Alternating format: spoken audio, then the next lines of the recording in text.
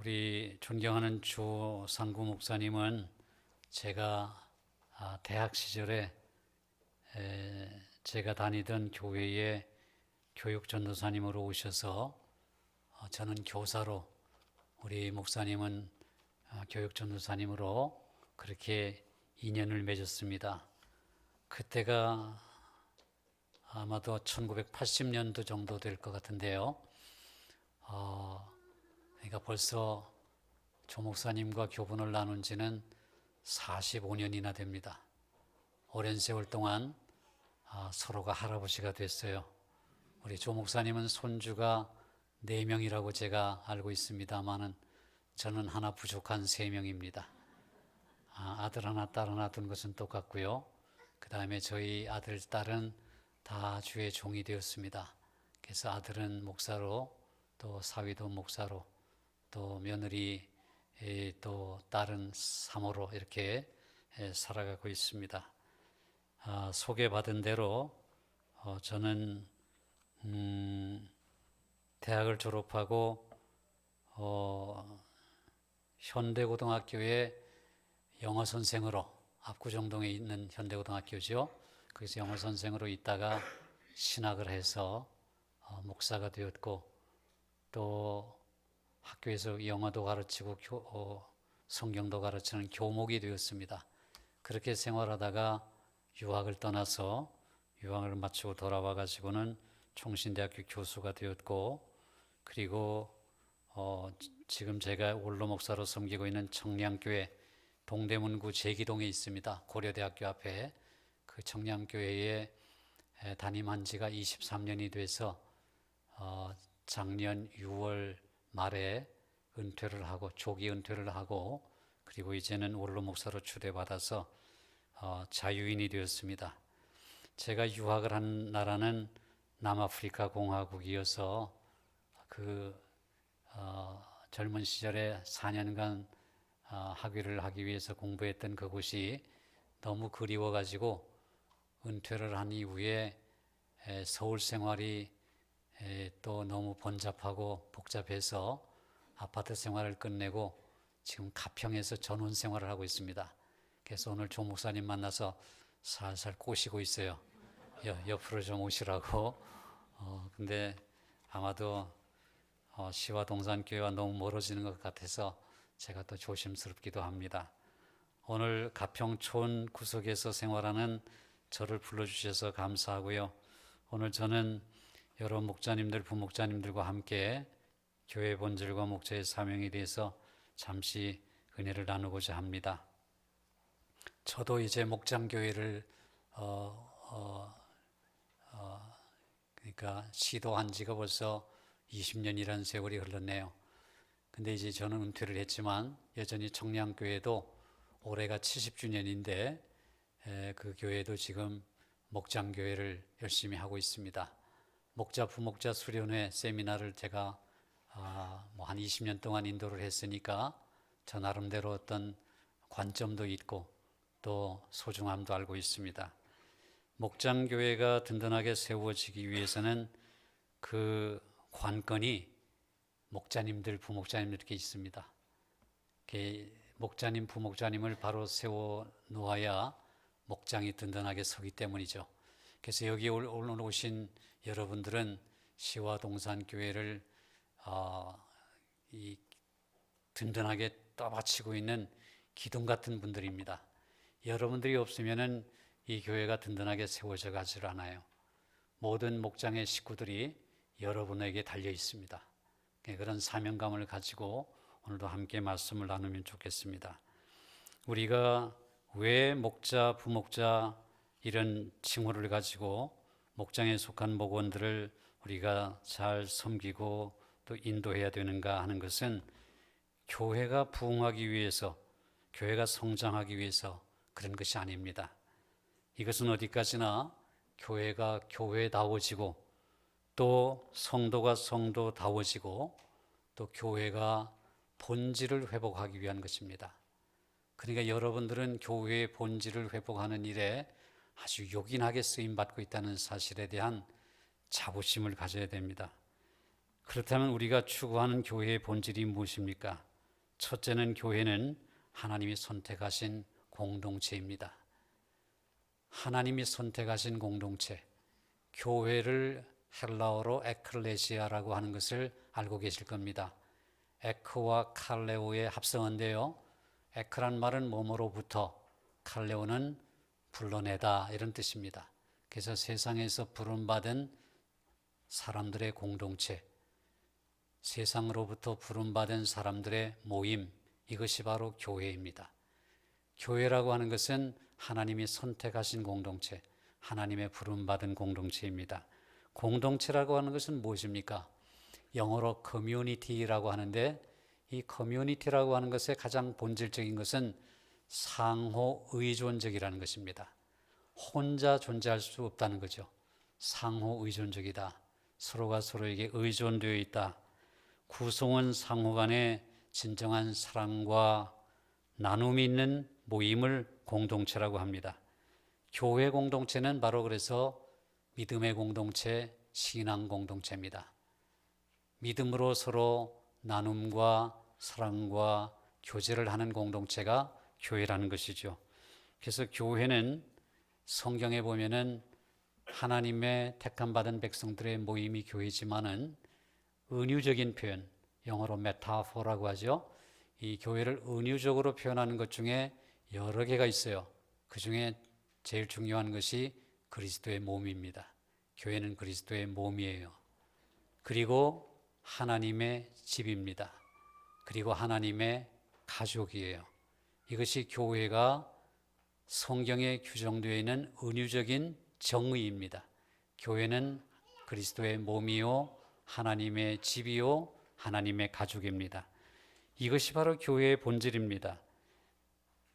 구성원 상호 간에 유기체적으로 가족 공동체와 같이 유기체적으로 상호 의존하는 모임, 그 연결되어 있는 것이 바로 교회라는 것입니다. 우리가 그동안 이런 교회의 본질을 소홀히 해왔습니다. 교회가 크면 클수록, 대형 교회일수록 소그룹 모임이 제대로 되어 있지 않으면 그 교회는 교회의 본질을 잃어버리기 쉽습니다.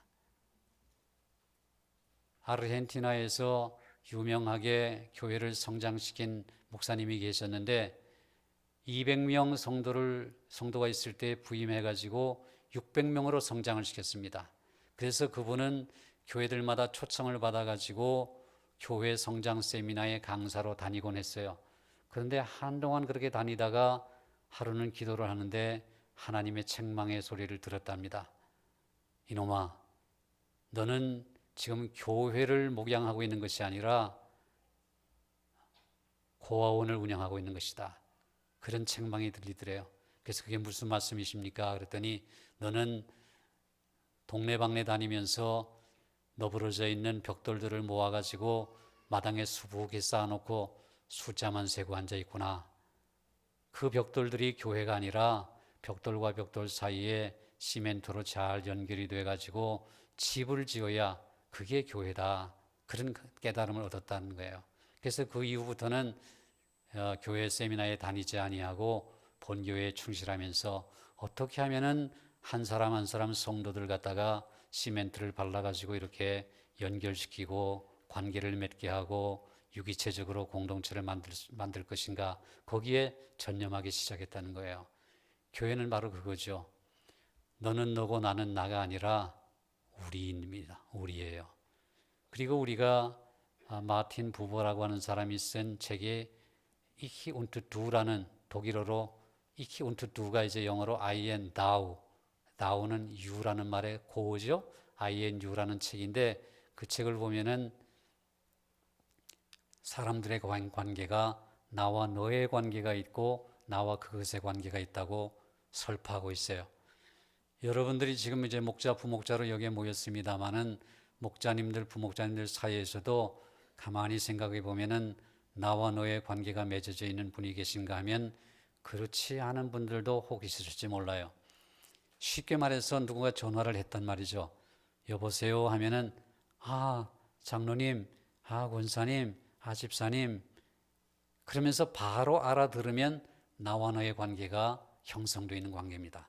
근데 저쪽에서 여보세요 그러는데도 못 알아듣고 누구세요? 실례지만 누구세요? 아, 나야, 나. 예? 누구세요? 라고 되묻는다면 그는 문제가 있는 거죠. 여러분, 가족이 전화를 했는데 여보세요 하는 순간에 여보 바로 알아듣죠? 그런 것이 이제 나와 너의 관계예요.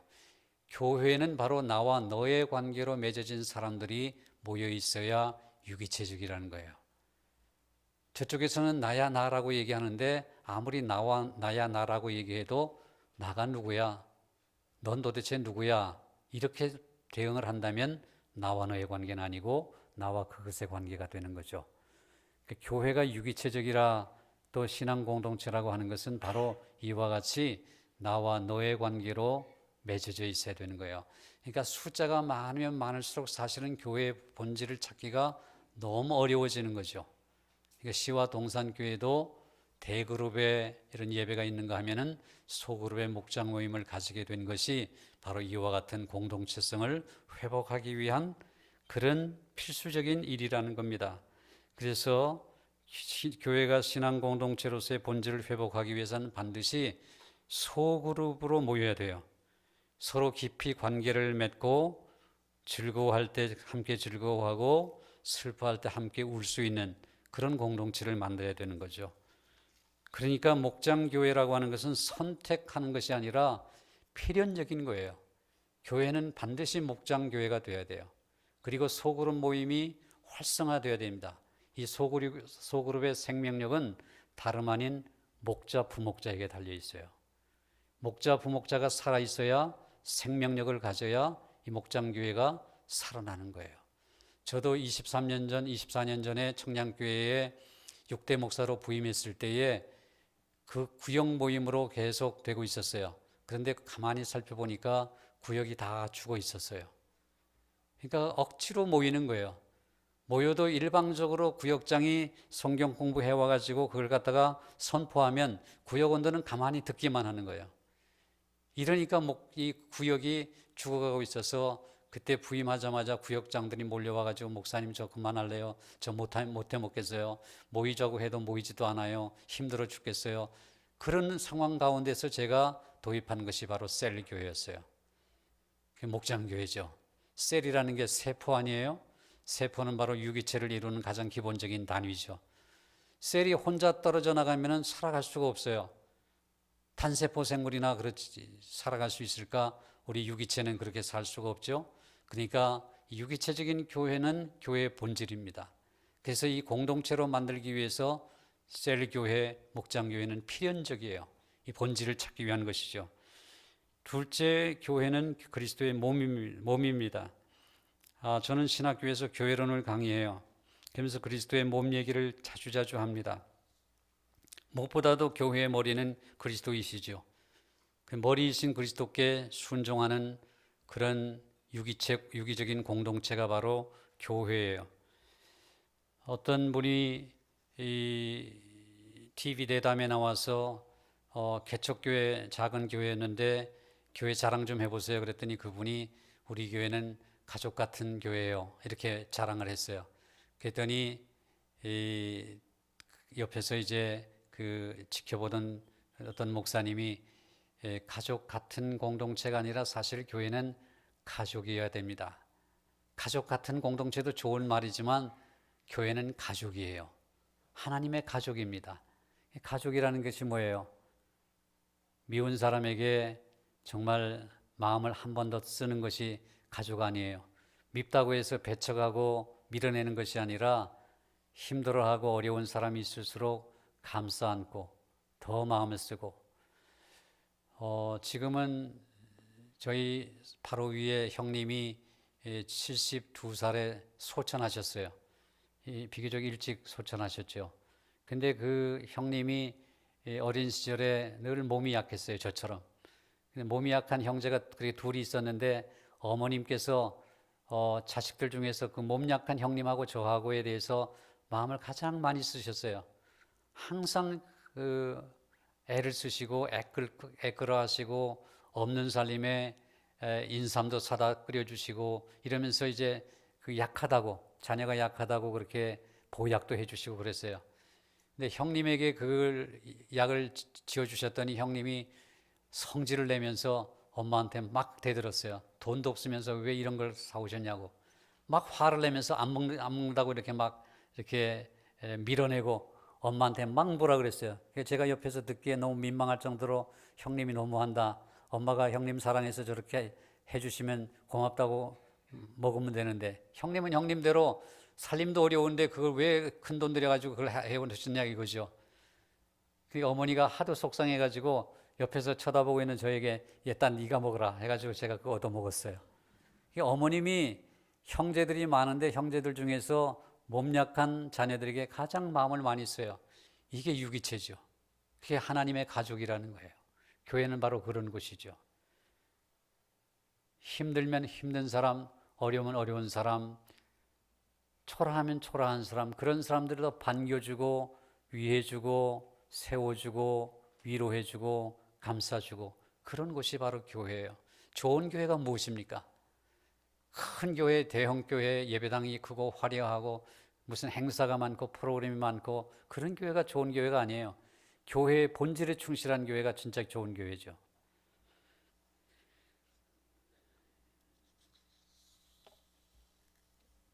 우리가 형제들은 망치질을 하다가 잘못해서 이 오른손으로 망치질하다가 왼손을 때려본 적이 있을 거예요. 그럼 왼손이 아프니까 어떻게 해요? 오른손이 망치를 집어 던지고 아이고 내가 미안하다고 숨는 게 아니라 달려가죠. 아픈 손가락을 만져줘요. 이렇게 만져줍니다.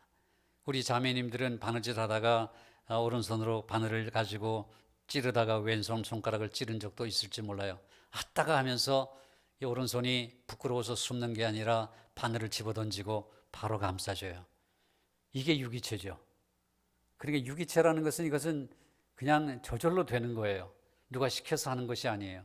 교회가 그런 공동체가 되어야 되는 거죠. 교회가 바로 유기체라고 하는 것, 그리스도의 몸이라는 것은 바로 그런 뜻이에요. 그러니까 얼마만큼 교회는 더 친밀해져야 될까요?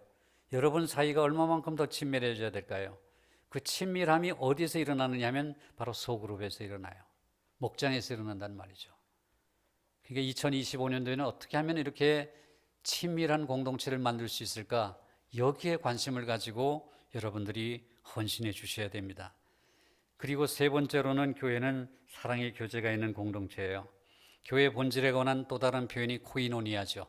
헬라어로 코이노니아는 우리말로 교제, 친교란 뜻이에요. 영어의 fellowship이죠. 교회는 건물이나 조직이 아니라 사람들의 모임이죠.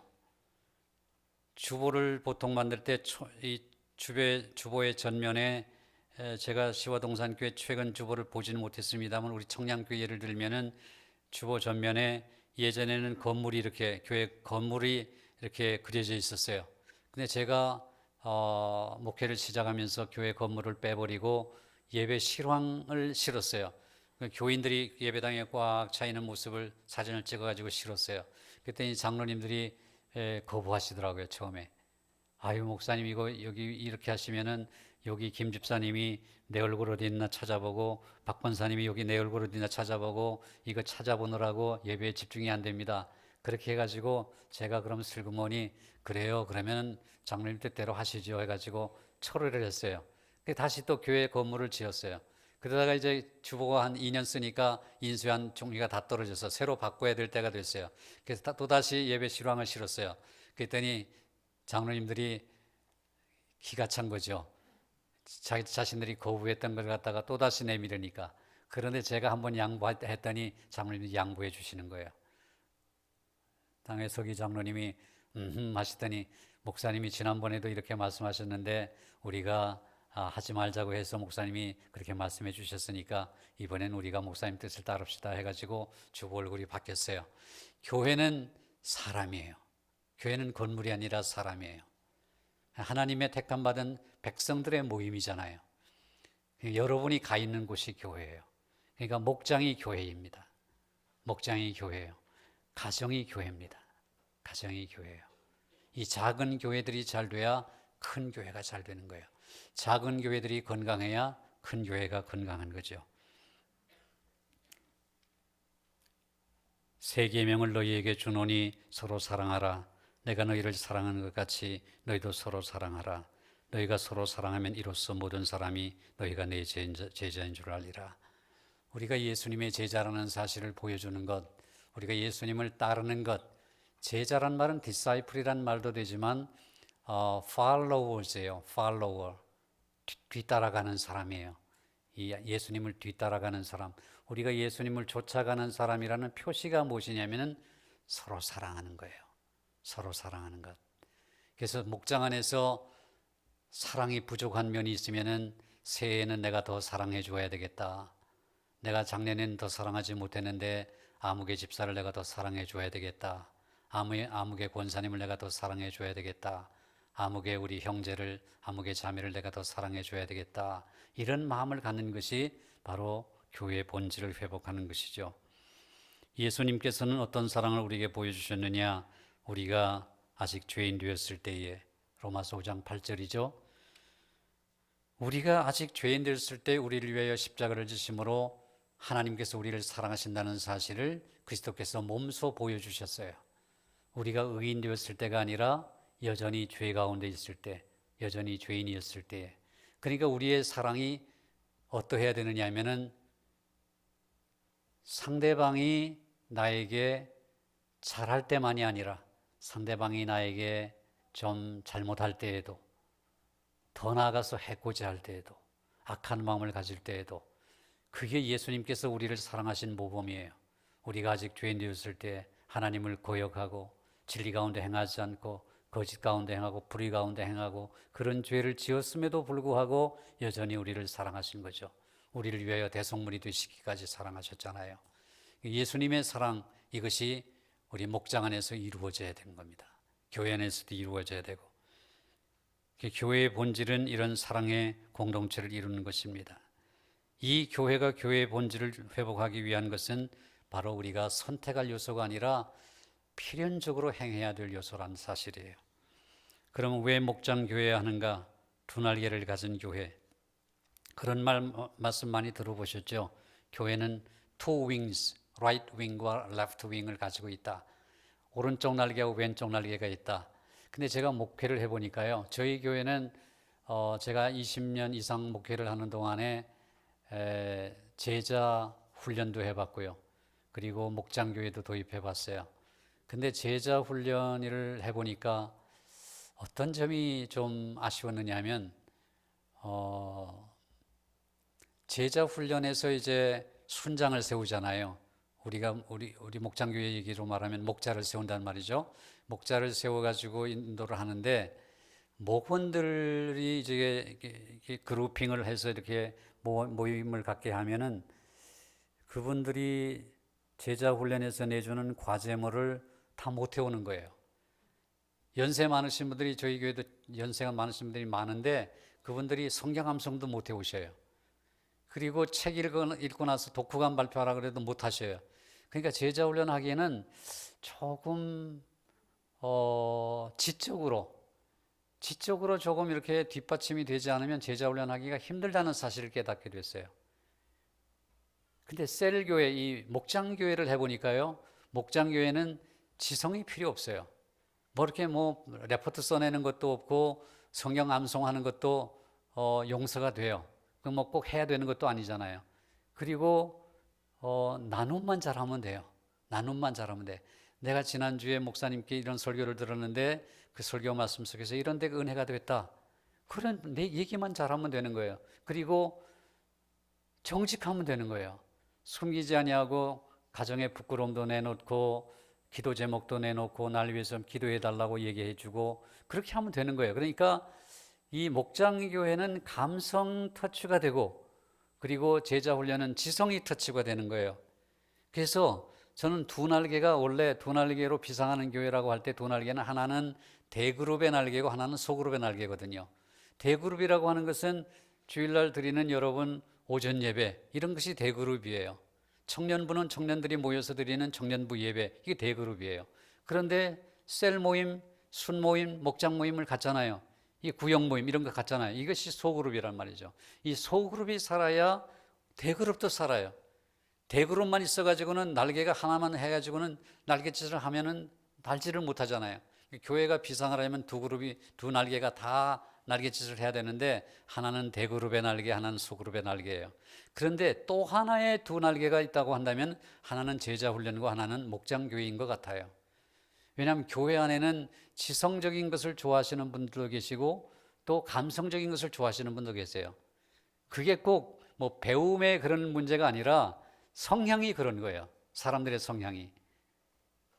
그러니까 나는 지성적인 것이 굉장히 관심이 많아. 그래서 책 읽기 좋아하고 토론하기 좋아하고 그런 것을 좋아하시는 분이 계신가 하면 어떤 분들은 그런 것보다는 그저 마음에 긍휼이 많아가지고 사랑하고 섬기고 베풀고 이런 것들을 잘하신단 말이죠. 그러니까 교회 안에는 그런 분들이 섞여 있으니까 지성적인 분들은 모아서 제자 훈련을 하고 감성적인 분들은 모아서 셀 모임을 만들어주고 이렇게 해서 교회가 다양성을 가지고 하는 것이 좋지 않을까 그런 생각을 저는 목회하면서 많은 그런 고민을 했었어요.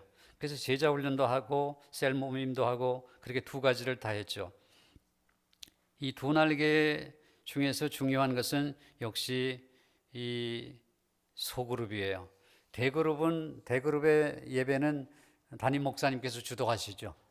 대그룹 예배 때에 손 들고 무슨 이렇게 질문하시는 분이 계셔요. 그런 거 허용이 되지 않잖아요.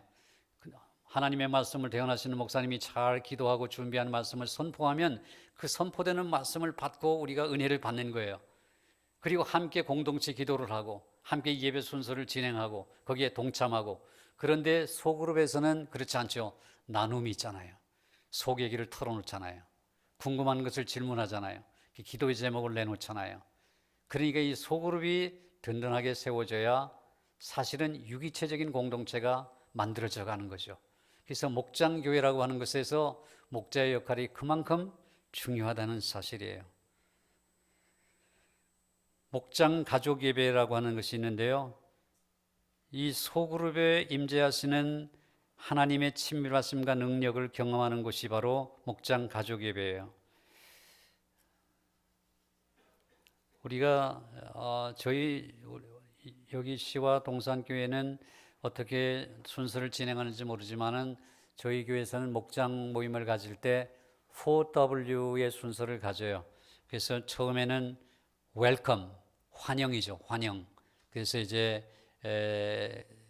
마음을 여는 아이스 브레이킹이라고 그러죠. 얼음 깨기. 그래서 마음을 여는 질문들을 던지면서 화기애애한 대화를 나눠요. 그 다음에 이제 두 번째 W가 워십이에요. 워십은 경배죠. 경배. 그래서 찬양을 부르고 기도도 하고 그래요. 그 다음에 세 번째가 워드죠. 하나님의 말씀. 이 말씀은 그 전 주일에 선포된 담임 목사님의 말씀이에요. 그 말씀을 요약해 가지고 목자가 잘 준비해서 선포하는 것이 아니라 나누는 거예요. 지난 주일에 우리 목사님께서 이런 말씀하셨는데 자매님은 형제님은 한 주간 사시면서 그 말씀을 어떻게 적용해 보셨느냐고 은혜 받은 말씀을 한번 나눠주시면 좋겠다고 말씀 나눔이 있어요. 그 다음에 마지막 W가 워크죠. 웰컴, 워십, 워드, 워크. 워크란 말은 사역이에요. 사역. 그래서 작은 목장으로서 작은 목장이 교회니까 이 목장 사역으로서 우리가 어떤 일을 갖다가 할 수 있을까? 전체 교회를 위해서 아니면 우리 목장을 위해서. 그래서 거기에서 전도 대상자를 정해놓고 기도하자고 하고. 그래서 이런 나눔을 가져요. 그 다음에 이제 사회복지 운동을 위해서 우리가 뭘 하자고, 또 장학 운동을 위해서 뭘 하자고 이렇게 결정을 하는 거예요. 사역에 대한 나눔을 하는 거죠. 이렇게 해서 4W의 순서로 진행을 해요. 근데 그 중에서 가장 은혜로운 대목은 역시 월십 시간인 것 같아요. 찬양을 하는데 우리 교회는 부목자님이 주로 찬양을 준비해요. 부목자님이 찬양을 준비해 가지고 그 찬양을 인도하기도 하고 또 잘하는 사람에게 부탁하기도 하고 한 두 곡, 세 곡 정도를 준비하죠. 그 다음에 기도의 제목을 준비해요. 목장의 기도 제목. 그래서 함께 통성으로 함께 기도하고 특별히 기도가 필요한 사람은 가운데 앉혀요. 가운데 앉히고 뺑 돌아서 가지고 이렇게 둘러 앉아 가지고 머리에는 손을 얹지 못하니까 어깨에 손을 얹고 등에다 손을 얹고 함께 기도해 주고 폭탄 기도라고 하죠. 그래서 뜨겁게 기도해주고 그런 모임을 가지는 거예요. 그렇게 해서 목장 모임을 가져요. 이게 목장 가족 예배예요. 남성 목장 모임에 참석한 한 형제가 자녀가 둘이 있었어요. 근데 2년째 아내와 별거 중이었습니다. 형제는 이 문제를 두고 목장 가족과 함께 기도했습니다. 하나님께서 그 간절한 기도에 응답하셨어요. 이 부부가 재결합해가지고 셋째 아이를 출산했습니다. 그래서 가정이 정상화됐어요. 이런 일들이 목장 가운데서 일어나야 되는 거죠. 아무개 집사님은 회사에서 오해를 받아서 미움과 시기로 어려움을 겪고 있었습니다. 사내에 좋지 않은 소문이 돌면서 실직의 위기까지 몰렸어요. 근데 그 문제가 해결되도록 목장 가족들에게 기도 제목을 내놨어요. 열심히 기도했습니다. 근데 2주 만에 하나님께서 응답해 주셨죠. 회사에서 오해가 풀렸습니다. 그를 오해한 동료에게서부터 사과까지 받게 돼서 완전히 회복이 됐다고 했어요. 이런 일들이 목장 가운데서 일어납니다. 여성 목장 모임에서 일어난 응답도 놀랍습니다. 한 자녀가 잇몸이 좋지 않아서 심하게 굶어서 밥조차 먹지 못하는 상태가 되었습니다. 치과에서는 아이가 너무 어려서 치료하기 힘들다고 진단을 했어요. 아이 어머니가 목장 모임에 기도 제목을 내놓았습니다. 목장 모임에서 목원들이 자기 아이처럼 눈물로 기도했습니다. 놀랍게도 그 다음 주간에 거짓말처럼 아이의 몸이 붓기가 가라앉더니 밥도 잘 먹게 되었다는 얘기를 듣게 됐어요. 이런 기도에 대한 응답들, 이런 것들이 목장의 누적이 돼야 돼요. 교회 안에 누적이 돼야 돼요. 그래서 살아있는 목장으로서의 그런 생명력이 증거가 돼야 돼요. 그러기 위해서는 얼마나 기도해야 되겠어요? 얼마나 뜨겁게 기도해야 되겠어요? 목장 가족의 기도는 사람도 변화시킵니다. 호프집과 노래방을 운영하던 분이 복음을 듣고 교회에 출석했습니다. 그분은 예배에서의 은혜도 컸지만 목장 가족 모임에 참석하면서 나눔과 기도를 통해서 자신이 하는 일을 하나님께서 기뻐하시지 않는다는 것을 깨달았습니다. 즉시 호프집과 노래방을 정리했습니다. 지금은 음식점을 운영하고 있어요. 하나님께서 복을 주셔서 음식점이 잘 된다고 합니다. 이것이 바로 교회죠. 이것이 바로 목장이에요. 그리고 이런 일들이 여러분의 목장 가운데서 일어나기를 위해서 기도하셔야 됩니다. 오늘 본문 우리가 사도행전을 읽었는데요. 거기는 초대교회의 소그룹에 대한 얘기가 잘 나타나 있어요. 초대교회는 날마다 마음을 같이하여 성전에 모이기를 힘썼죠.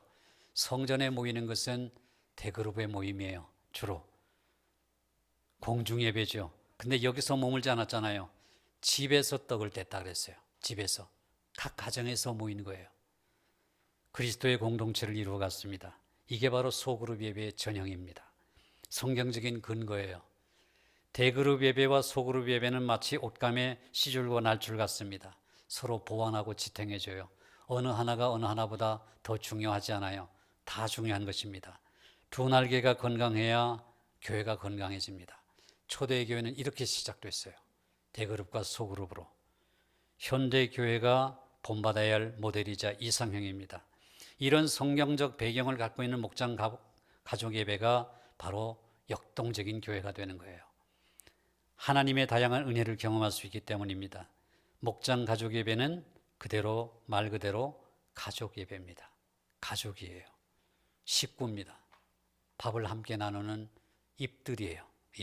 밥식자, 입구자 아니에요? 식구예요. 가족끼리만 아는 사항은 절대 비밀입니다.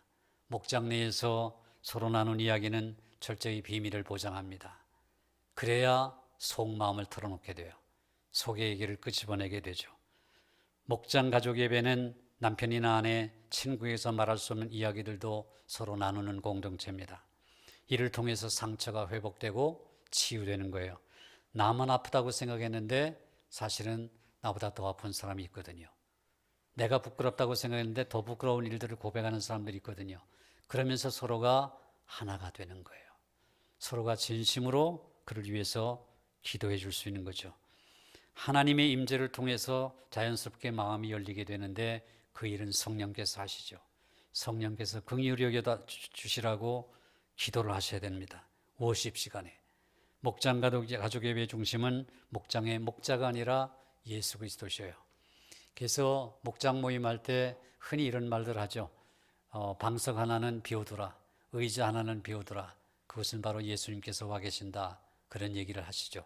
그래서 각 목장에서도 예수님의 자리 꼭 마음에 기억하시고 예수님께서 우리와 함께 하신다.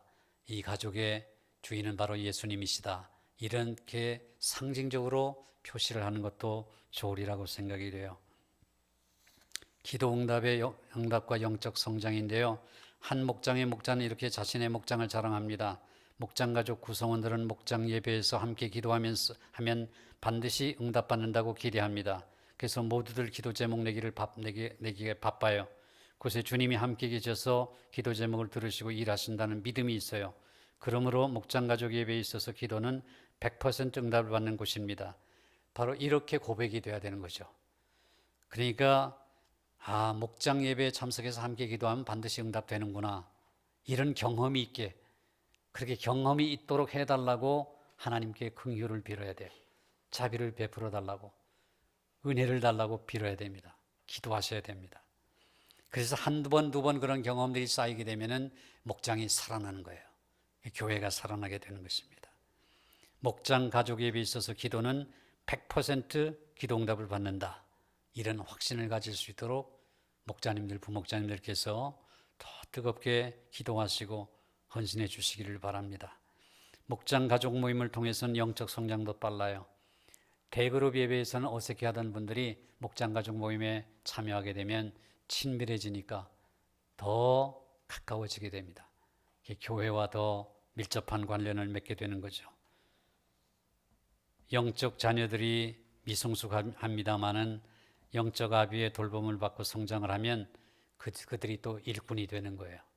그래서 영적 아비들로서 목장의 목자와 부목자들은 그 아비의 역할을 감당해서, 그리고 어린 자녀들, 영적으로 어린 자녀들, 몸이 약한 자녀들, 또 가정적으로 어려움을 겪는 자녀들, 사회적 어려움을 갖는 자녀들을 잘 보살펴 주셔야 돼요. 어떤 목장에 정신적으로 온전하지 않은 자매가 있었습니다. 그 자매는 피해의식이 강했고 상처가 많은지 사람들과 잘 어울리지를 못했어요. 그리고 목장에 모이면 그분 때문에 늘 다툼이 일수였습니다. 예배 시간에도 집중하지를 못했어요. 산만하고 두리번거려서 사람들을 불편하게 했습니다. 하지만 그런 자매를 그 목장의 목자는 불평 한마디 없이 정말 친가족처럼 잘 돌봐줬습니다. 그리고 그 자매가 새가족반을 수료했을 때 선물로 그 자매를 미용실에 데려가서 파마를 해주었습니다. 파마값을 대신 지불한 거죠. 그 자매가 어떤 말로 콧도리를 잡아도 늘 웃음으로 감싸 안았습니다. 그리고 그 자매를 만날 때마다 칭찬과 격려를 아끼지 않았어요. 이런 목자의 사랑으로 그 자매는 조금씩 변화되어 갔습니다. 도전적인 성격이 점차 안정감을 찾았고 표정도 밝아졌습니다. 이런 변화와 기적들이 바로 목장 예배에서 일어나는 것입니다. 과연 그럴 수 있겠는가? 이게 아니라 당연히 그럴 수 있다는 믿음을 가져야 됩니다. 당연히 그럴 수 있다. 어떻게 해요? 사람을 변화시키는 것은 질책이 아니라 사랑입니다. 질책이 아니라 사랑입니다. 사람을 변화시키는 것은 사랑입니다. 사랑에 무너지지 않을 사람이 없습니다.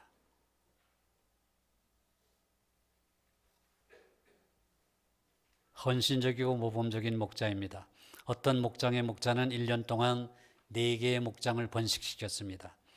우리가 이제 목장교회를 이렇게 만들면서 제가 교회에서 한 목장의 목원의 숫자를 몇 명이 좋을까 여러 책들로 참고해 보니까 최소 5명 그리고 최대 12명이라고 그렇게 알고 책을 통해서 봤습니다. 그러니까 5명에서 12명, 12명이 넘어서면 무조건 분할을 해야 된다. 12명 이상이면 너무나 큰 목장이 된다. 이렇게 돼 있었어요. 그래서 저희 교회는 대략 7, 8명 기준으로 삼았습니다. 그 5명에서 12명 사이 중간쯤 잡아가지고 7, 8명 정도를 한 목장으로 만들어 준 거죠. 그렇게 해야 이제 한두 명이 빠져도 힘이 빠지지 않아요. 7, 8명 되면 한두 명 빠져도 5, 6명은 되잖아요. 6, 7명 되잖아요. 그러니까 괜찮단 말이에요. 근데 5, 6명 만들어 놨다가 2명 빠지면 맥이 빠져요. 맥이 빠지면 목장이 힘을 잃게 되고 목자가 힘을 잃게 되죠. 근데 12명이 넘으면 분할을 해야 되잖아요. 근데 이 목장의 목자는 1년 동안 4개의 목장을 번식시켜서 슈퍼 목장 리더가 됐습니다. 그러니까 12명이 넘긴 적이 4번이나 된다는 거예요. 얼마나 많이 부흥시켰겠어요. 전도가 번식의 중요한 이유입니다. 전도를 많이 했다는 거죠. 그러나 목장 가족을 돌보는 것을 보면은 슈퍼 목장 리더임을 인정하지 않을 수가 없습니다.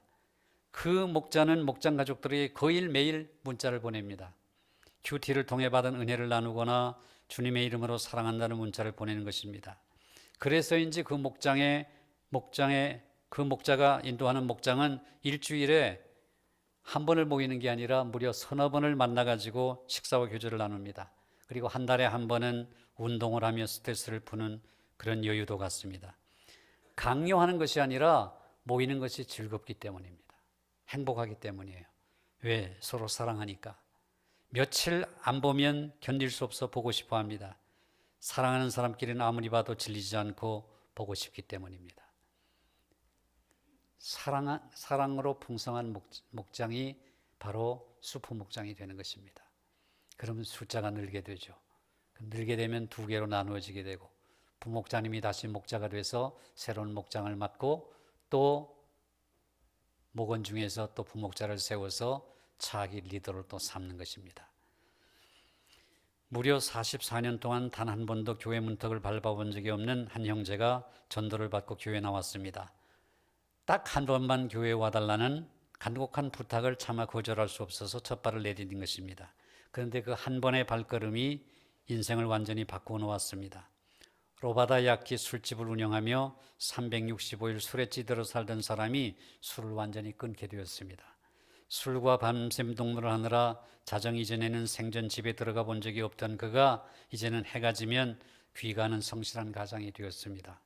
예전에는 술 마시고 들어와 아내를 구타하고 습관처럼 욕을 하던 그였습니다.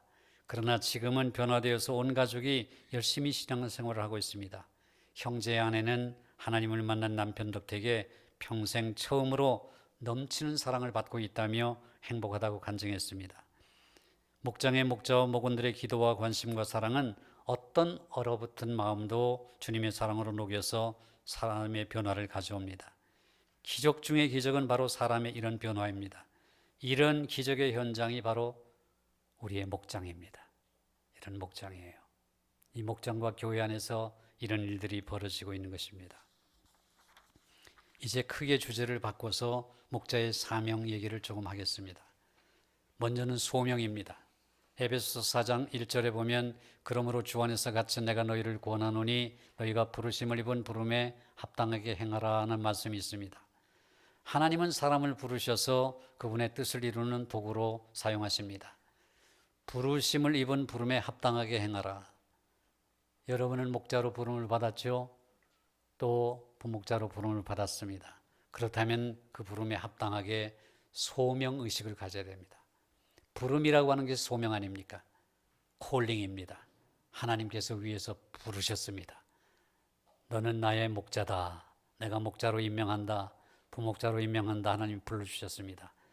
부르심을 입은 부름에 합당하게 행하는 것이 바로 소명의식을 가진 자의 마땅한 바입니다.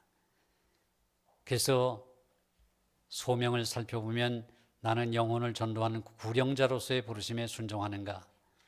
마태복음 4장 19절에 나를 따라오너라 내가 너희로 사람을 낚는 어부가 되게 하리라.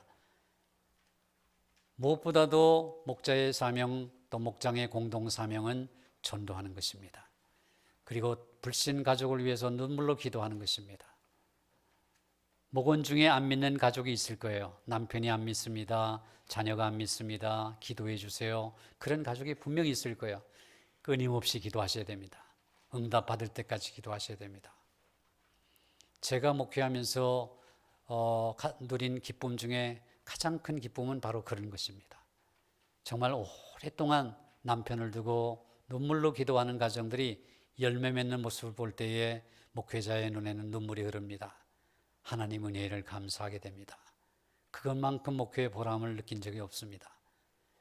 특별히 제가 은퇴할 무렵에 많은 분들이 돌아오셨습니다. 그동안 눈물로 기도했던 많은 남편들이 돌아왔어요. 송 목사님 은퇴한다는 소식을 들었습니다. 은퇴하시기 전에 목사님 뵙기를 원해서 제가 나왔습니다. 근데 그분들이 한 번만 나온 것이 아니라 그 이후로 제가 은퇴한 이후에도 지금도 계속 나오고 계셔요. 그것보다 더 기쁜 일이 어디 있겠어요. 그러니까 목장의 모임을 가졌을 때 불신 가족을 위해서 뜨겁게 기도하시기 바라요. 그래서 올 2025년도에는 목장 속에서 불신 가족이 믿게 되었다는 그 깊은 소식을 많은 사람들에게 증거하고 교회 안에 증거하시는 여러분 되시기를 축원합니다. 나는 과연 영혼을 구원하는 구령자로서의 부르심에 순종하고 있는가? 나는 양들을 섬기는 선한 목자로서의 부르심에 순종하는가? 나는 선한 목자라. 선한 목자는 양들을 위하여 목숨을 버린다. 선한 목자이신 주님께서는 우리를 위하여 목숨을 버리셨습니다. 그렇다면 나는 목자로서 목원들을 위해서 어떻게 해야 될 것인가?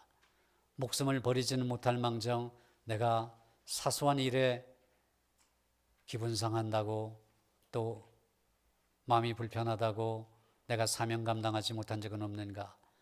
소명의식을 가져야 됩니다.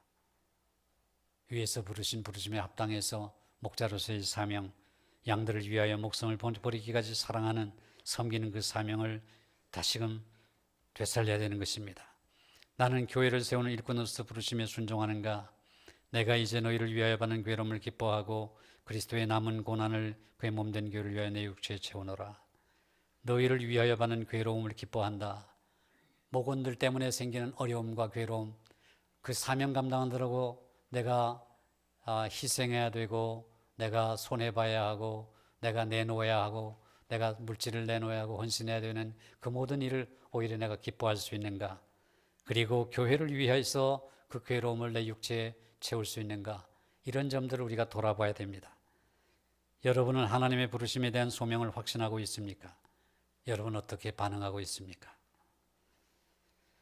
목자의 자질입니다. 양무리를 돌보는 목자는 이런 리더십의 자질을 갖추고 있어야 합니다. 첫째는 믿음의 사람이어야 하죠.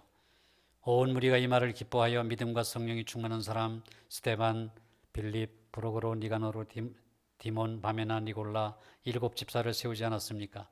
믿음과 성령이 충만한 사람, 믿음과 성령이 충만한 사람. 나는 과연 믿음과 성령이 충만한가? 하나님, 제가 믿음이 부족해요. 제게 성령의 충만한 은혜를 주세요. 날마다 기도하셔야 됩니다. 그리고 지도자와 교회 비전을 지지해야 한다. 형제들아, 내가 우리 주 예수 그리스도 이름으로 너희를 권하노니 다 같은 말을 하고 너희 가운데 분쟁이 없이 같은 마음과 같은 뜻으로 온전히 합하라. 리더가 불화를 일으킨다면 교회에 대해서 충성할 수가 없죠. 지도자에 대해서 불순종한다면 교회에 충성할 수가 없습니다. 우리가 영적인 지도자와 교회에 충성하는 모습을 보일 때 양무리가 목자에 대해서 충성스러운 모습을 보이는 것입니다. 목자님 닮고 싶다. 우리 목사들이 사실은 두려워하는 것 중에 하나가요. 저는 목회를 하면서 우리 교회 뒷강대상에 예수님처럼 이렇게 붙여놨어요. 예수님처럼. Just like Jesus. 영어도 붙여놓고 한글도 붙여놨어요. 제 목회를 시작하면서 내가 예수님처럼 그렇게 목회를 해야 되겠다.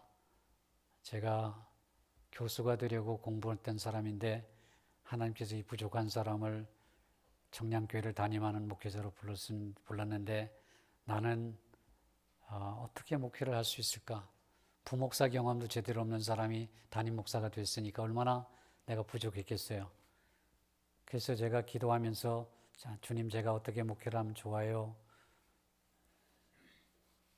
그렇게 기도할 때 하나님께서 떠올리게 해주신 성경 구절이 마태복음 20장 28절과 마가복음 10장 45절이에요.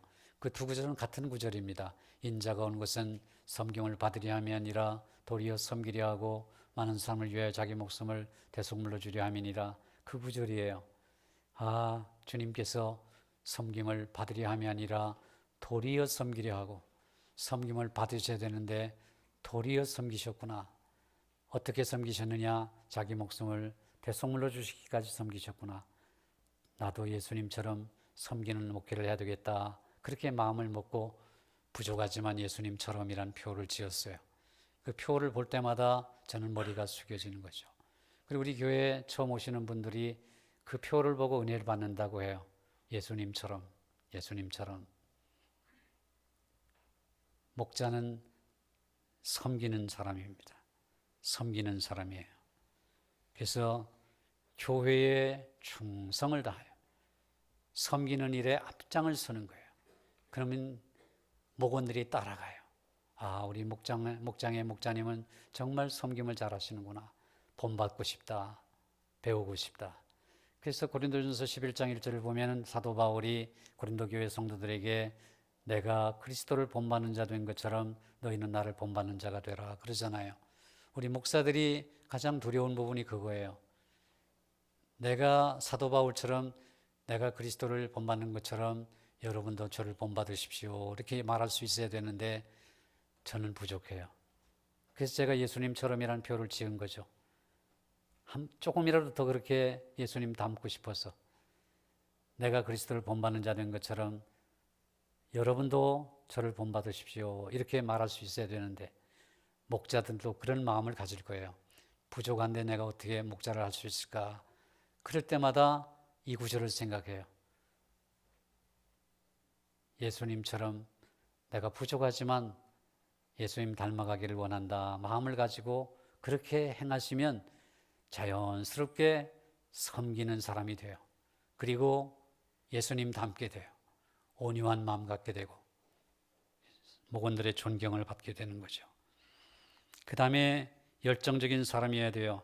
무슨 일을 하든지 마음을 다하여 주게 하듯 하고 사람에게 하듯 하지 말라. 목사님에게 잘 보이려고 사람들에게 잘 보이려고 그것은 바리새인과 서기관들에게 예수님께서 꾸짖으신 거예요. 굳이 하는 일이나 기도하는 일이나 금식하는 일 사람에게 그렇게 나타내 보이려고 하지 말라. 아무도 모르게 오른손이 하는 것을 왼손이 모르게 또 기도할 때도 거리에 나가서 하지 말고 골방에 숨어서 그 다음에 남을 도울 때도 마찬가지로 금식할 때도 그렇게 슬픈 기색하지 말고 얼굴에 오히려 기름을 바르고 그렇게 금식하라고 하셨어요. 그러니까 마음을 다하여 주께 하듯 하고 주님께 하듯 마음을 다하여 하라 이렇게 말씀해요. 그리고 그 다음에 11조를 드리는 사람이어야 한다. 말라기 3장 10절 우리가 잘 알죠. 만군의 여호와가 이르노라 너희의 온전한 11조를 창고에 들여 나의 집에 양식이 있게 하고 그것으로 나를 시험하여 내가 하늘문을 열고 너희에게 복을 쌓을 곳이 없도록 붙지 아니하나 보라. 11조는 수입의 10분의 1을 하나님께 드리는 것이죠. 목자가 이런 11조 생활을 하지 않는다면 사실 성경적인 원리를 가르칠 수가 없어요. 성경적인 원리를 가르친다고 한다면 11조에 대한 간증이 있어야 돼요. 내가 어려운 형편에도 하나님 앞에 정직하게 11조를 했더니 하나님이 이와 같이 복을 주시더라. 왜? 하나님께서 하늘문을 열고 너에게 복을 쌓을 곳이 없도록 붙지 아니하나 보라 그랬잖아요. 그래서 하나님을 시험하는 이는 딱 하나뿐이라 그랬죠. 11조. 이 간증이 있어야 돼요. 내가 어렵고 힘들 때 너무 가난하고 궁핍할 때 정말 힘들 때에도 내가 하나님 앞에 11조 드리기는 힘썼더니 정말 이 말씀대로 응답하시더라. 그런 간증이 있어야 다른 성경적인 원리를 가르칠 때도 힘이 있는 거죠. 그 다음에 책임감이 있는 사람이어야 된다. 너희를 인도하는 자들에게 순종하고 복종하라. 저희는 너희 영혼을 위하여 경성하기를 자기가 회개할 자인 것 같이 하느니라. 저희로 하여금 즐거움으로 이것을 하게 하고 근심으로 하게 하지 말라.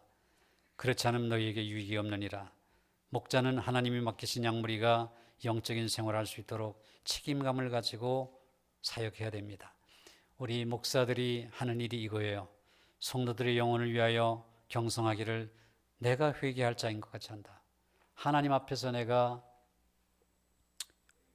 어카운트를 하는 거예요. 그러니까 성도들이 잘못되면 내 책임이에요. 성도들의 모든 잘못이 내 책임이에요. 하나님과 계산하는 거예요. 성도들에 대한 모든 것들을 하나님 앞에 내가 계산하는 거예요. 하나님 제 책임입니다. 성도들이 저렇게 어려움을 당하는 것도 제 책임입니다. 그래서 목회자들이 가지고 있는 가장 큰 힘든 점이 이게 공감피로라는 말이 있어요. 상담학에서 공감피로. 목회자들은 성도들이 잘 돼도 기쁘고 슬퍼도 함께 슬퍼하고 울면 같이 우는 거예요. 여러분이 잘 되면 정말 너무너무 감사해요. 그래서 함께 기뻐해요. 근데 여러분이 잘못되잖아요. 그러면 내 책임인 것 같아요. 제가 목회하는 중에 초기에 있었던 일입니다마는 몸이 아프신 자매님이 계셨어요. 아무리 기도해도 응답이 없었어요. 결국 하나님이 데려가셨죠. 그러니까 이런 기도가 나와요. 하나님, 저같이 무능한 목사를 왜 목사로 세워가지고 이 교회 보내셔가지고 저 아픔을 당하게 하십니까? 신유의 은사가 있고 치유의 능력이 있는 목사님이 오셨더라면 혹시 낫지 않았을까요? 하나님, 저같이 무능한 사람이 어찌 목회를 할 수 있겠습니까? 그러면서 마음이 너무 서글프더라고요. 너무나 하나님 앞에 죄스럽더라고요. 마치 그 집사님이 돌아가신 것이 내 책임인 것 같았어요. 그러니까 이런 마음이 공감피로죠. 모든 성도들의 아픔이 내 아픔으로 다가오는 거예요. 그러니까 그것이 쌓이고 쌓여가지고 번아웃이 돼요. 나중에 그냥 탈진이 되는 거예요. 그 정도로 무거운 짐을 안고 살아가는 사람들이 목사들입니다. 특별히 담임 목사님이에요. 그러니까 여러분들은 위로할 줄 알아야 돼요. 담임 목사를 위로해 드려야 돼요. 담임 목사님 마음을 편히 해드려야 돼요. 그리고 쉬게 해드려야 됩니다. 우리 한국 사람들이 잘 못하는 것이 바로 그거죠. 쉼을 못 갖게 하는 것. 저도 교수 생활하느냐 목회 생활하느냐 몸이 탈진이 되어버렸어요. 몸이 약해져가지고 그만 조기 은퇴를 했습니다.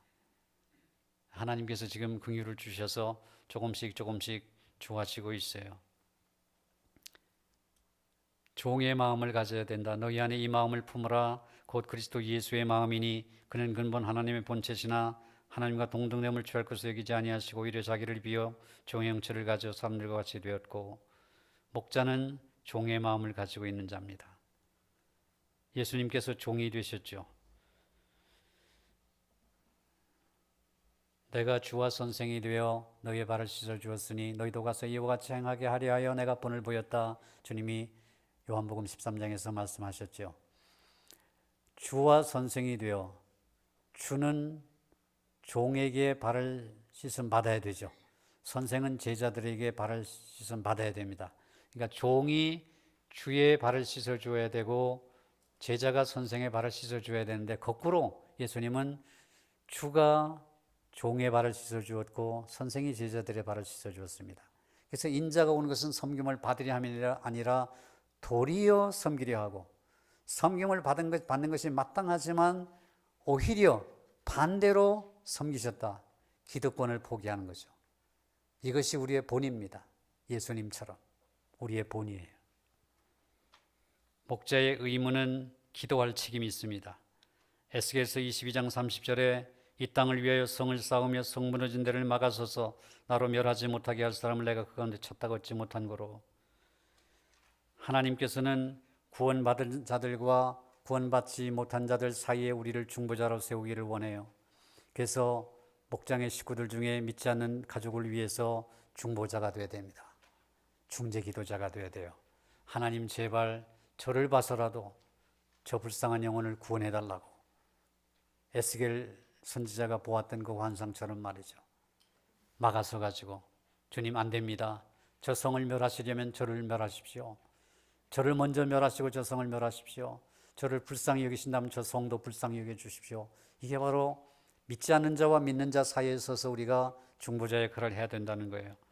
그리고 진실로 다시 너희에게 이르노니 너희 중에 두 사람이 땅에서 합심하여 무엇이든지 구하면 하늘에 계신 내 아버지께서 저희를 위하여 이루게 하시리라. 우리가 목장의 모임 속에서 합심해서 기도하는 것을 하나님께서 이루어 주신다고 말씀하셔요. 그러니까 두세 사람이 합심해서 기도하셔야 돼요. 마음을 묶어서 기도하셔야 됩니다. 목자는 양무리의 본이 되어야 되는 거예요. 말씀드렸죠. 내가 그리스도를 본받는 자 된 것 같이 너희는 나를 본받는 자가 되라. 이스라엘 나라가 작은 나라죠. 근데 최강의 군사력을 가졌습니다. 세계 최강의. 근데 제가 일전에 들은 얘기가 있는데, 이스라엘 군대가 왜 그렇게 최강의 군대가 됐느냐 하면, 이스라엘 백성들은 특별히 애국심이 강하다고 해요. 왜냐하면 작은 숫자를 가지고 작은 땅덩어리를 지키기 위해서 아랍 열강 속에 파묻혀 있는 그들이 생존하기 위해서는 그럴 수밖에 없는 거죠. 그런데 전쟁이 벌어지잖아요. 그러면 이스라엘 장교들의 입에서 나오는 말은 돌격 앞으로가 아니라 제군이여 나를 따르라라는 거랍니다. 그러니까 이스라엘 장교들은 부하 장교들을 앞세워 놓고 돌격 앞으로 해서 뒤에서 이렇게 몰아붙이는 장교가 아니라 자기가 직접 총알바지가 되면서 앞에 뛰어나가면서 제군이여 나를 따르라 그러면서 총알바지가 된답니다. 그러니까 부하들이 기를 쓰고 죽자사자 목숨을 바치면서 전투에 뛰어드는 거예요. 이게 바로 목자가 할 일입니다. 비겁하게 뒤에서 돌격 앞으로가 아니라 나를 따르십시오. 제가 앞장서겠습니다. 제가 섬기겠습니다. 제가 먼저 사랑하겠습니다. 제가 먼저 희생하겠습니다. 60년대에 있었던 6.1 전쟁의 비화가 있어요. 이집트와 이스라엘의 전쟁이 벌어졌는데 이스라엘의 폭격기를 이집트의 대공포가 쏘아서 떨어뜨렸습니다. 그러니까 조종사가 이제 폭격기의 조종사가 낙하산을 타고 탈출했죠. 폭파되는 그 비행기에서 탈출했습니다. 근데 잡았습니다. 이집트의 국방성에서 잡아서 보니까 놀라운 일이에요. 그 폭격기에 탔던 조종사가 예비군 여성이었습니다. 예비군 여성이었는데 더 놀라운 사실은 임신 중이었습니다. 깜짝 놀래가지고 이집트 사람들이 물었대요. 당신이 이런 무거운 몸을 가지고 어떻게 이 무서운 폭격기를 운행할 수 있었느냐고 물으니까 나라가 있어야 자식이 있지 나라가 없는데 자식이 무슨 소용이 있겠느냐고. 그러니까 이스라엘이 그 6.1 전쟁에서 이집트를 무찌르고 이긴 것은 바로 이런 애국심 때문이에요. 이스라엘 장교들처럼 돌격 앞으로가 아니라 제군이여 나를 따르라. 모범을 보이는 거죠. 나라를 사랑하는 마음으로 앞장서는 거예요. 그래서 목자는 매주 목장 모임을 가져야 됩니다. 모이기를 패해서는 안 돼요. 주님의 때가 가까울수록 더욱 모이기를 힘써야 됩니다. 목자는 결석자를 신방하며 돌봄을 가져야 됩니다. 서로 돌아와 보아 사랑과 선행을 격려하라. 낙심한 성도가 있는가? 결석했으면 왜 결석했을까? 격려하고 세워야 됩니다. 목자는 양들에 대한 책임을 가지고 위로자가 되어야 되고 말씀의 권면으로 세우기 위해서 힘써야 됩니다. 목자는 셀 가족에게 영적 성장의 원리를 가르쳐야 됩니다.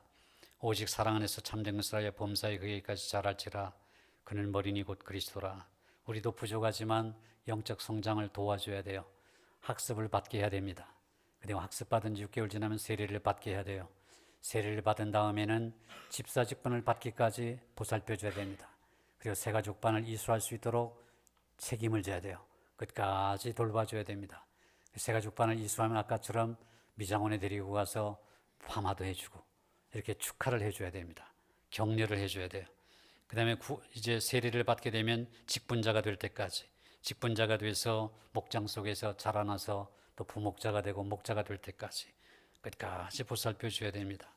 그래서 헌신된 그리스도인의 삶이 시작될 때까지 책임감을 가지고 보살펴 줘야 돼요. 목자는 예비 목자를 개발해야 되죠. 많은 증인 앞에서 내게 들은 말을 충성된 사람들에게 부탁하라. 저희가 또 다른 사람들을 가르칠 수 있으리라. 여기 보면은 사도 바울이 디모데에게 한 말이잖아요. 네가 많은 증인 앞에서 내게 들은 말을 충성된 사람들에게 부탁하라. 사도 바울이 있었고 디모데가 있었고 디모데 다음에는 충성된 사람도 있었고 또 다른 사람도 있었죠. 이게 믿음의 계대가 이어져 가는 거예요. 양이 양을 낳고 양이 양을 낳고 양이 양을 낳는 이런 일들이 계속해서 번식의 일이 일어나야 되는 거죠. 예비 목자를 개발해서 다음 목장이 분할돼서 번식했을 때 새로운 목자가 세워질 수 있도록 잘 키워야 됩니다. 목자는 강력한 리더의 4가지 특징을 이해해야 되는데 첫 번째는 충성입니다. 작은 일에 충성해야 된다. 두 번째는 유효성입니다. 하나님께서는 나의 능력보다는 내가 쓰임받을 자세가 되었느냐에 더 관심이 많으시다. 그렇습니다. 능력을 보시는 것이 아니라 아예 우리를 충성도에 여겨서 직분을 주시는 겁니다. 왜냐하면 우리의 마음 자세가 순종의 자세가 되어 있기 때문에. 능력보다는 쓰임받을 자세가 되느냐에 더 큰 관심이 계시다. 셋째는 순종하는 자세입니다. 인도하는 자들에게 순종하고 복종하라. 목사님, 저 이제 올해는 그만둘래요 하는 것이 아니라 내가 작년에 더 못했는데 또 임명해 주시면 조금 더 잘해 볼게요. 이런 자세로 가져야 됩니다. 어떤 어려움이 닥쳐왔을 때 거기서 주저앉고 후퇴하는 것은 바른 신앙인의 자세가 아니에요. 인생도 마찬가지예요. 좌절하고 실패하고 넘어져도 7잔8기라는 말이 있듯이 7번 넘어져도 8번째 일어서라고. 우리가 실패하고 부족한 것이 있으면 더 잘해야 되겠다, 하나님 보시기에 더 충성해야 되겠다는 마음을 가지고 한 걸음 더 나가는 거예요. 그래야 하나님이 귀히 여기셔요. 그래야 발전이 있습니다. 어려움이 있다고 후퇴하면 인생은 그 좌절과 낭망의 늪에 빠지게 돼요. 다시 일어나셔야 됩니다. 다시금 헌신하셔야 돼요. 한 걸음 더 나가셔야 돼요. 한 걸음 후퇴했더라도 두 걸음 앞서 나가셔야 돼요. 그래야지 하나님께서 귀히 쓰십니다. 브레이크 스루란 말을 기억하셔요. 돌파입니다. 어려움이 있을 때 낙심하지 말고 돌파해요. 하나님, 저를 나보다 높은 바위 위에 올려주십시오. 지금 바위 위에 장벽이 가로막혀 있습니다. 나보다 높은 바위 위에 올려주십시오. 그리고 하나님께서 이 장벽 너머에 예비하신 일들을 보게 하십시오. 이렇게 기도하셔야 돼요. 그 다음에 배우고자 하는 자세를 가져야 됩니다. 배우고자 하는 자세. 지혜 있는 자를 책망하라. 그가 너를 사랑하리라. 지혜 있는 자에게 교훈을 더하라. 그더욱 지혜로울 것이요 의로운 사람을 가르치라. 그의 학식이 더하리라. 우리는 늘 배우고자 하는 자세를 가지고 한 걸음씩 한 걸음씩 조금 더 앞으로 나가는 그런 목자가 되어야 될 줄 믿습니다. 마지막으로 적용의 시간입니다. 나는 목자로서 분명한 소명의 확신이 있는가? 나는 어떻게 그 사실을 할 수 있는가? 나는 목자의 자질에서 가장 큰 강점이 무엇인가? 그리고 가장 연약한 점이 있다면 무엇인가? 나는 어떻게 그 약점을 보완해 나갈 것인가? 나는 목자의 의무에서 새롭게 깨달은 것이 있다면 무엇인가? 여러분이 오늘 받은 교환을 가지고 복습하시면서 한번 여러분 자신들 돌아보시고 사명을 새롭게 하시기를 주의 이름으로 축원드립니다. 이 시간에 이제 기도하는 시간을 갖겠어요. 간단하게 몇 가지 기도 제목을 가지고 함께 기도하십시다.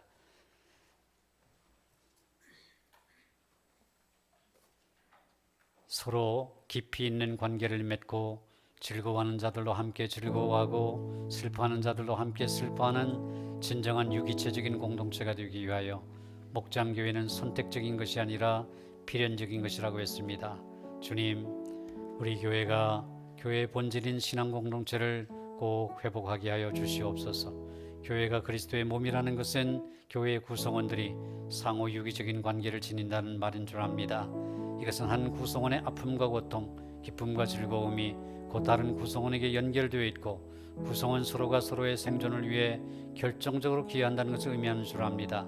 주님, 우리 목장을 통해 건강한 그리스도의 몸을 세워나가게 하여 주시옵소서. 이 일에 불러주셨사오니 충성되이 감당하여 하나님께 영광 돌릴 수 있도록 인도해 주시고 우리 목장 사역이 다시금 활성화되어 올 한 해는 더욱더 아름다운 목장으로 성숙해 갈 수 있도록 축복하여 주시옵소서. 이 기도 제목으로 함께 동성으로 기도하십니다. 거룩하시고 자비로우신 하나님 아버지, 은혜와 사랑을 감사드립니다. 오늘도 목자 부목자 순회를 통해서 이 귀한 말씀을 주셨으니 감사합니다. 서로 깊이 있는 관계를 맺고 즐거워하는 자들과 함께 즐거워하게 하시고 슬퍼하는 자들과 함께 슬퍼하는 진정한 유기체적인 공동체가 되게 하여 주시기를 간절히 바라고 소원합니다. 이 목장교회는 선택적인 것이 아니라 필연적인 것이라고 말씀해 주셨습니다. 교회의 본질인 신앙 공동체가 우리 목장을 통해서 회복되게 하여 주시옵소서. 교회가 그리스도의 몸이라는 것은 교회 구성원들이 상호 유기적인 관계를 지닌다는 말인 줄 압니다. 주님, 우리 목장의 목원들의 아픔과 고통과 기쁨과 즐거움이 곧 나의 아픔과 고통과 기쁨과 즐거움이 되게 하여 주시옵소서. 우리 구성은 서로가 서로의 생존을 위해 결정적으로 기여한다는 사실을 우리가 믿게 하여 주시기를 원하옵고, 우리 목장을 통해 건강한 그리스도의 몸을 세워나갈 수 있도록 인도하여 주시옵소서. 2024년 동안 불충성했음을 용서해 주시기를 원하옵고, 새해에는 더욱더 충성하는 목자가 되고 부목자가 되게 해주시기를 원합니다. 우리 목장이 활성화되게 해주시기를 원합니다. 생명 있는 목장이 되게 해주시기를 원합니다. 놀라운 하나님의 은혜가 임하는 목장이 되게 해주시기를 원합니다. 환영이 있고 찬양과 경배가 있으며 하나님의 말씀의 나눔이 있고 사역의 나눔이 있어서 풍성한 하나님의 은혜를 나눌 수 있도록 주님 축복하여 주시옵소서. 우리 구주 예수 그리스도의 이름으로 기도하옵나이다. 아멘. 한 번 더 기도합니다. 예수님께서 우리 교회에 기대하는 사랑의 수준은 예수님께서 우리를 사랑하시는 그 수준인 줄 압니다. 예수님께서는 우리가 아직 죄인 되었을 때 우리를 위해 십자가 위에서 대속의 죽음을 죽어주심으로 우리에 대한 하나님의 사랑을 확증해 주셨습니다. 이제 예수님께서는 우리가 바로 그런 사랑 공동체를 이룸으로써 세상 사람들이 우리가 그리스도의 제자인 것을 알게 하라고 말씀하신 줄 압니다. 예수님의 사랑으로 서로 사랑하는 목장이 되게 하여 주시옵소서. 그런 교회 되게 하여 주시옵소서. 주님, 목장 가족 예배는 하나님을 찬양하고 그분을 높이며 그분께 삶을 진솔하게 고백하는 곳인 줄 압니다. 그러기에 그곳에는 하나님의 살아계신 능력들이 나타나는 줄 믿사오니 이런 경험들을 통해 삶의 변화가 일어나는 생명력 있는 목장이 되게 하여 주시옵소서. 주님, 우리 목장을 살려주시옵소서. 나를 살려주시옵소서. 나를 충성되게 위하여 직분을 주셨사오니 충성됨으로 잘 감당할 수 있도록 인도하여 주시옵소서. 이 제목으로 함께 다시 한번 기도합니다. 오 거룩하신 주님, 감사합니다. 예수님께서 우리 교회에 기대하는 사랑의 수준은 바로 예수님께서 우리를 사랑하시는 그 수준인 줄 압니다. 예수님께서 우리가 아직 죄인 되었을 때에 우리를 위해 십자가 위에서 대속의 죽음을 죽어주심으로 우리에 대한 자기의 사랑을 확증해 주셨습니다. 주님, 예수님께서는 우리가 바로 그런 사랑의 공동체를 이룸으로써 세상 사람들이 우리가 그리스도의 제자인 것을 알게 하라고 말씀하신 줄 믿습니다. 예수님의 사랑으로, 그런 사랑으로 서로 사랑하는 목장이 되게 하여 주시기를 원합니다. 그런 사랑의 공동체가 되게 해주시기를 원합니다. 우리 목장을 살려주시기를 원합니다. 우리 목원들을 살려주시기를 원합니다. 목자와 부목자를 살려주시기를 원합니다. 목장의 가족 예배는 하나님을 찬양을 높이며 그분께 삶을 진솔하게 고백하는 곳인 줄로 믿습니다. 그곳에서 하나님의 살아계신 능력들이 나타난 줄 믿사오니 하나님, 이런 경험들을 통해서 삶의 변화가 일어나는 살아있는 목장이 되게 하여 주시옵소서. 생명력 있는 목장이 되게 해 주시옵소서. 아버지 하나님의 목장이 하나 된 가족이 되게 해주시기를 원합니다. 목장 가족 중에 누군가가 이러한 어려움 중에 처했을 때 함께 하나님 앞에 기도하며 기도의 능력을 경험하고 기도 응답을 경험하는 아름다운 목장이 되게 하여 주시기를 주여 간절히 바라옵고 소원합니다. 우리 새해에는 목장 모임을 통해서 하나님께서 살아계신 친구들을 경험하는 놀라운 은혜가 있게 하여 주시옵소서. 우리 구주 예수 이제 마지막으로 한 번 더 기도합니다. 목장 가족 예배에서는 남편이나 아내, 친구에게 말할 수 없던 이야기들을 서로 나눕니다. 이를 통해 상처는 회복되고 치유받습니다. 성령께서 그 상처를 어루만지시며 치유하시는 것을 경험하는 우리 목장이 되게 하여 주시옵소서. 주님, 우리의 목장에서도 이와 같은 치유의 역사가 꼭 일어나게 하여 주시옵소서. 주님, 우리 목장 가족 구성원들은 목장 예배에서 함께 기도하면 반드시 응답받는다고